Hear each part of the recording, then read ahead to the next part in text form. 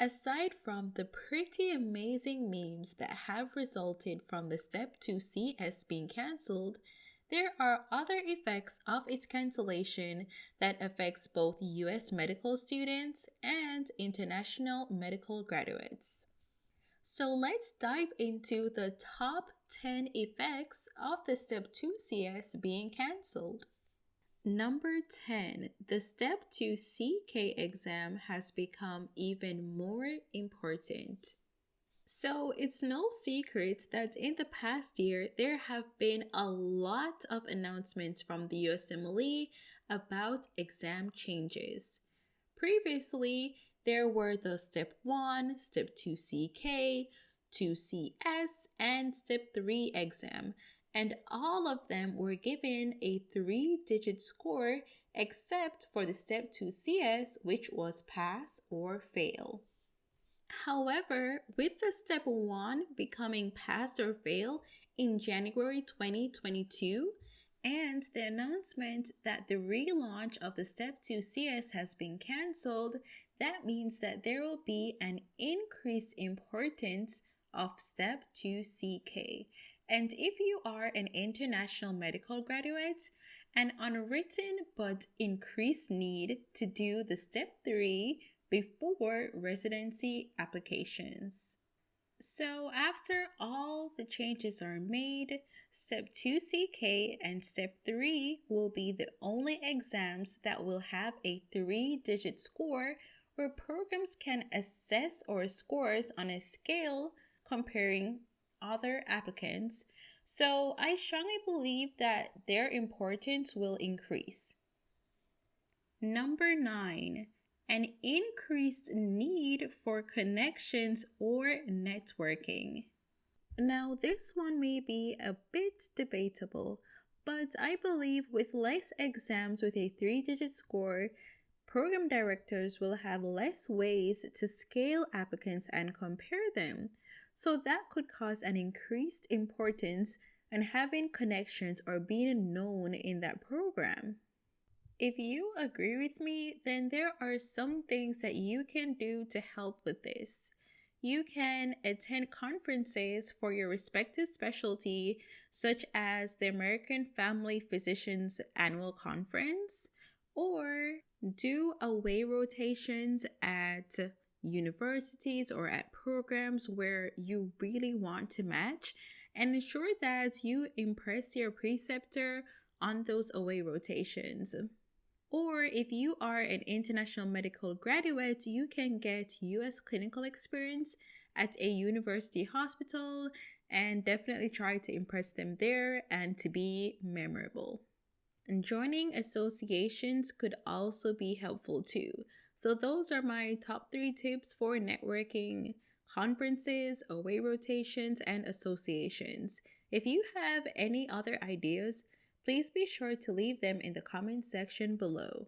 And if you enjoyed those tips, please be sure to power up that like button. Number 8, an increased importance of research. So this basically follows the same train of thought as number 9, but let's look into this a bit more. If you're applying to specialties like internal medicine or radiology, research has always been important for your desired specialty. However, I believe that with these changes, it's going to become even more important. Also, in 2020, a survey was done among program directors, and on a scale from 1 to 5, 1 being least important and 5 being the most important factor, program directors on average rated research as a 3.8 in determining a resident's success in residency programs. Number 7, an increased importance of international medical graduates getting US clinical experience. So there are many different types of US clinical experience that international medical graduates should be well aware of. These include electives, clerkships, and externships. Finding the best US clinical experience that will make you a competitive applicant and gaining a strong letter of recommendation from this experience is extremely important. If you want to learn the pros and cons of the many different types of rotations and learn unique ways that you can impress your preceptor, please be sure to subscribe to MD Powerhouse so that you do not miss that video. Number 6. An increase of the cutoff score.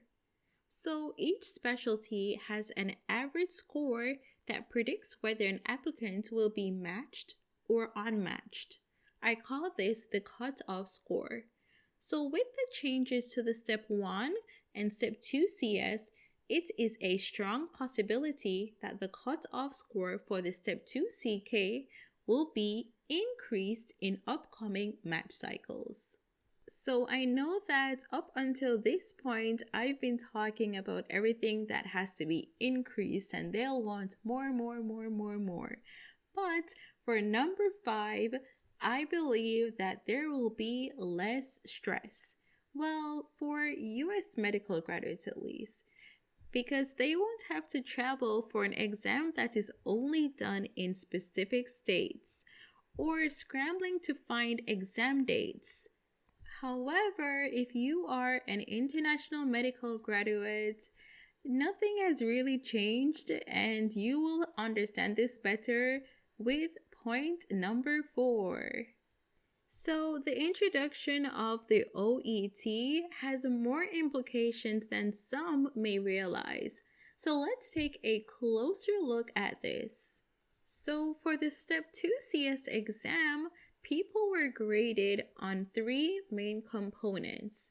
First, ICE, which means Integrated Clinical Encounter, and this focused on data gathering and interpretation. Second, SEP, Spoken English Proficiency, which focuses on the clarity of English communication. And lastly, CIS, Communication and Interpersonal Skills, that focuses on patient-centered communication. However, the OET has 4 components. Reading, where they assess the applicant's ability to read and understand different types of text on health-related topics. Writing, the examinee's ability to write a letter in a clear and accurate way. Listening, the applicant's ability to follow and understand a range of health-related spoken materials. And lastly, speaking, assessing the applicant's way to effectively communicate in a real-life context through the use of roleplay. So essentially, for OET, there are 4 components. For CS, there were 3 components. OET lasts a total of about 3 hours, while CS spanned over the course of 8 hours. OET costs $700, while the last cost that was noted from ECFMG was $1,580. And remember, all the prices I list here are in US dollars. And lastly, OET is for different health professionals, like about 12 health professionals such as dentists and physiotherapists. However, for CS, that was specific for medical students or medical graduates. So you might be looking at this and thinking, what's the big deal? Like, it's less time, it's less money. However, if you do the OET and you pay $700 just to do that exam, to be ECFMG certified, you have to pay an additional $900 to apply to the pathway that you are qualified for. So all in all, the OET route costs $1,600, which is just as much, even more than what the CS exam costs. However, with everything that's going on, hopefully the ECFMG will announce some changes to those fees for the better. Number 3, Increased expenses. Yes, I know I just spoke about money, but we have to talk about it some more because I feel like this entire process, these past 12 months, feels like a cheesy commercial when they're just like, but wait, there's more. So let's take a closer look. OET costs $700. If you are an international medical graduate, then US clinical experience costs $1,500 on average for one 4-week rotation. Research can cost on average about $800. And if you are an IMG and you have to do OET, then to pay for the pathway, that costs $900. So in total, that leaves us with $3,900 to be spent so that we can be a competitive applicant. And this is just the bare minimum, meaning just one US clinical experience and just one research paper. So it can be much more expensive than this. So yes, I know when you look at it, you're like, okay, OET costs $700 plus $900 for the pathway. That's a total of $1,600, while Step 2 CS costs $1,580 in the past. But we have to consider all the additional expenses that I mentioned before. So for point number 2, we have to focus on the fact that if the pathways persist as they do now, as stipulated by the ECFMG, then this would lead to exclusion of applicants. So pathway number 1 excluded old graduates or persons with no license. Pathway number 2 excluded persons who did not have their CS by a specific date. Pathway number 3 excluded applicants that were not accredited by this organization. And pathway number 4 excluded those who were in a medical school that was not participating in the U.S. Federal School Loan Program. And finally, pathway number 5 excluded those applicants where their school had no association with LCME. However, I do want to put a disclaimer here that these exclusions may not be permanent because the ECFMG did announce that they will modify the pathways and also add a 6th pathway. But bear in mind that the USMLE announced on January 26 that the Step 2 CS relaunch would be discontinued or cancelled permanently. While it's almost been a month, ECFMG has not given any guidance to those applicants applying to the 2022 match as yet. However, when they do release that, be sure that you are subscribed to my channel because I will break down and analyze every pathway. Number 1, and that is that it may become more competitive to match into residency programs. Of course, we all know that certain residencies or specialties are more competitive than others. However, there is a strong likelihood that the competitiveness will increase.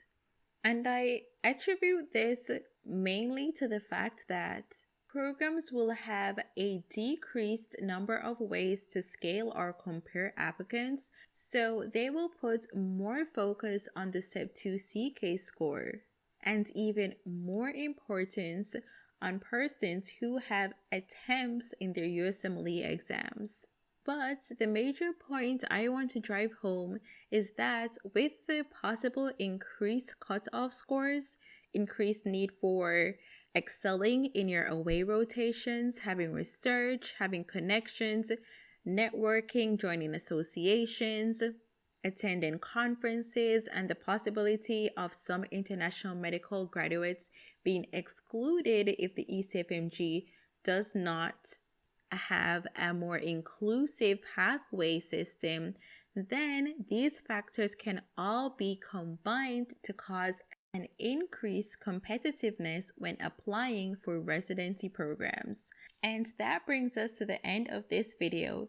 If you liked this content, please be sure to power up the like button and hit subscribe so that you never ever miss another video like this.